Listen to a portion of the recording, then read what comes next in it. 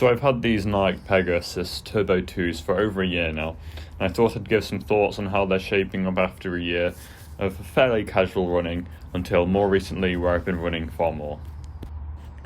I think overall they're still very good trainers. The build quality is phenomenal and the colours look pretty stellar, and for a good while they had been really quite springy. However, from my more recent uses, the soles have perhaps felt less springy and my feet were aching more when touching the ground. It's maybe because of having put them in the washing machine, but the most likely reason would probably just be wear and tear and quality.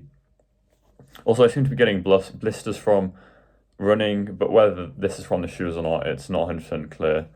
But it's reasonable to assume that's the reason. Also, all the same though, this may just be due to a lack of proper fit as well as large toes, but I digress.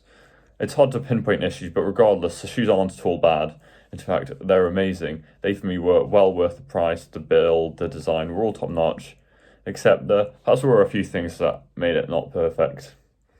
So sometimes once you've run a certain amount, feet will perhaps ache or hurt as well as lower legs, which for my feet at least perhaps has something to do with the shoe and soles of the shoe. And I imagine the running surface has some effect on wear and tear. So I usually run on pavement, but running on track is probably not going to make the trainers wear and tear as much, although I couldn't say for sure. I think in general, trainers should be built for pavement use as well, so I doubt that should be an issue. Those were my initial thoughts, and then after I went running, I added some extra thoughts. So in hindsight, they were still really good. Apart from a few times when I began to think about their quality, that my feet might have been aching, that was usually later on in the run. Overall, the shoe is still very good, although perhaps it's lost some of its quality, but again, that's probably wear and tear.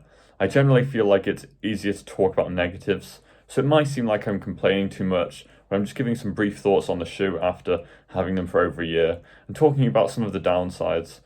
Of course, the shoe was definitely worth it for me personally. However, I think it really depends whether you're using it casually or for running and how frequently you're running. So if you're not using them for running, they're kind of pointless. However, if you run frequently, they're definitely worth it. However, this level of shoe is definitely not necessary either. Thank you all so much for watching. If you did enjoy this video, then don't forget to like, comment and subscribe for more videos that might be sport related or other sorts of things.